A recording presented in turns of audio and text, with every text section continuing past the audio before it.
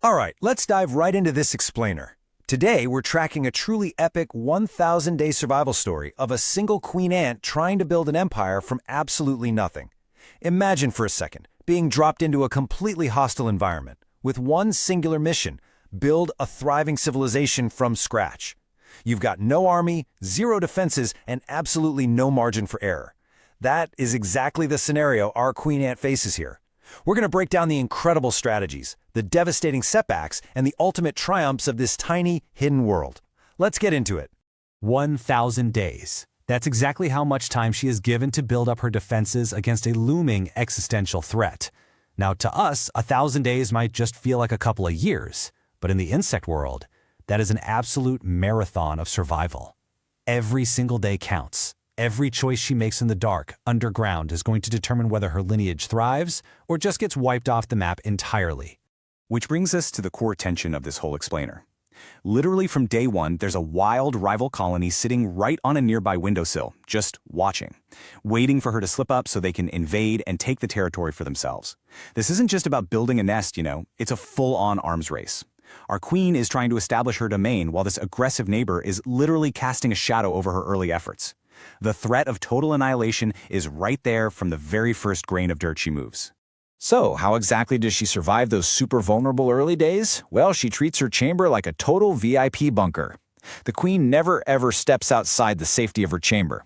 She relies entirely on her first generation of workers to protect her, and their loyalty is absolute. The second an enemy scout from that windowsill colony is spotted anywhere near, the workers immediately snap into defense mode.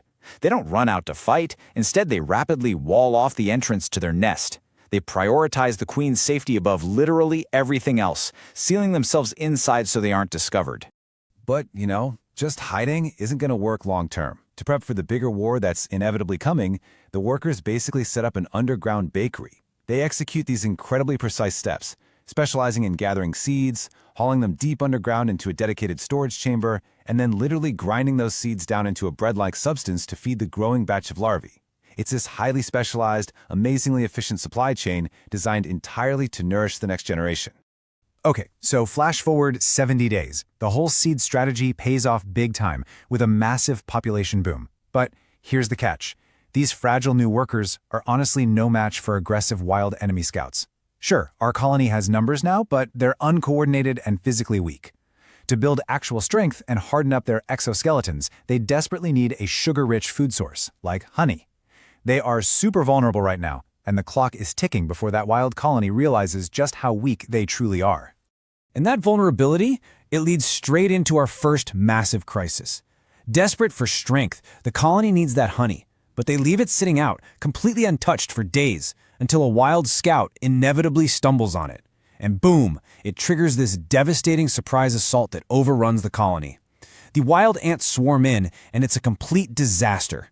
It wasn't the full-scale war yet, but it was absolutely enough to overwhelm our fragile workers. Most of the colony's ants don't survive the raid, and the ones that do make it out are badly, badly hurt. The aftermath of that attack is genuinely heartbreaking, but what happens next is just fascinating. Following the massacre, the ants did something striking. They built an actual ritualistic burial site for their fallen workers. Yeah, a literal graveyard. Ants are actually among the very few species known to handle their dead with this kind of organized, deliberate behavior. Right in the middle of complete devastation, the survivors methodically cleared out the casualties and created a graveyard. It's just a stark reminder of how complex these tiny societies really are. But here's the thing, they didn't just mourn, they learned. The crucial pivot in rebuilding here is how they adapted. They started cautiously drinking the honey and then burying it, a totally brilliant defensive move to hide their food from the rival colony. They still needed the sugar to survive, obviously, but this time there was no way they were leaving it out in the open. They took what they needed and then actively used dirt and debris to camouflage the rest. They completely changed their behavior based on the trauma of that previous attack. And why is this specific adaptation absolutely crucial for us to grasp? Because protecting that food supply is everything.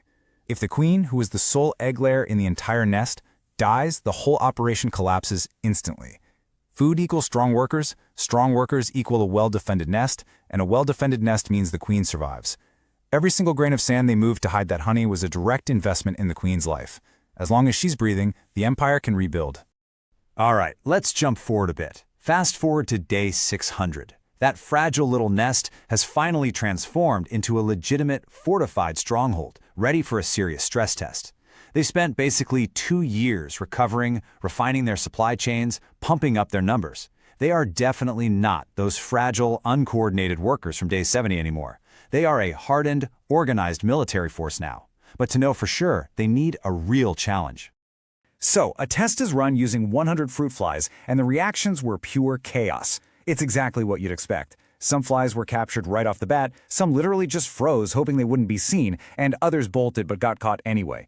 It really proved our colony's defenses were razor-sharp and highly responsive. But a tiny fraction of those flies actually managed to escape entirely. And freedom meant danger, because those escapees ran straight into the massive territory of the wild colony, which had now spread way past its original spot on the windowsill. That was a terrifying realization. Our colony had grown, sure, but the wild colony had absolutely exploded in size. They were claiming vast new territory, which meant they were way more powerful than anyone previously thought. Our fortress was strong, but the enemy right outside the gates, they were an absolute titan. Right? Because a Cold War like this just can't last forever.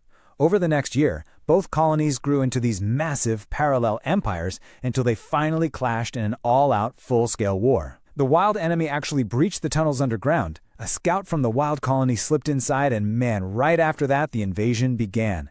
This wasn't some quick skirmish over honey. This was an existential tunnel war. The enemy forces were pouring into the nest, threatening to wipe out 3 solid years of meticulous, exhausting work. Priority 1 for our colony: get the queen to safety. You can practically feel the sheer panic of the moment. The queen is rushed down into the absolute deepest chamber, while the invaders are ruthlessly targeting the larvae, taking them out one by one. The workers basically had to abandon the upper levels of the nest, forming this living, swarming shield around the queen in the dark depths. Meanwhile, the enemy isn't just taking territory up top, they're literally slaughtering the next generation. Which brings us to the ultimate climax of this explainer. Staring down the potential end of 1,000 hard-fought days, the workers have to make a split-second critical choice for their queen's survival. Do they retreat? Do they stay huddled down in that deep chamber, letting the enemy destroy their food and their young, essentially just starving to death slowly? Or do they abandon their defensive posture, risk the queen's life, and push back against an enemy that massively outnumbers them? Well, they aggressively chose to fight. And they fought hard. They rallied intensely around their queen and, against all odds, pushed the invaders all the way back up to the surface in this incredible, decisive victory. It was just a spectacular counterattack. The sheer, desperate force of our colony completely turned the tide, routing those wild invaders once and for all and finally securing their empire. And that victory was permanent. The rival wily colony was never seen again. Closing out this whole 1,000-day explainer, it really leaves you wondering about the epic insect wars happening right under our noses, doesn't it? It forces you to look at a simple crack in the pavement or a tiny gap in a windowsill a little differently. I mean, if a 1,000-day saga of strategy, tragedy, and total war can unfold quietly in the corner of a room, what other hidden empires are quietly rising and falling right in our own homes? Thanks so much for joining me on this deep dive. Keep observing and keep questioning the world around you.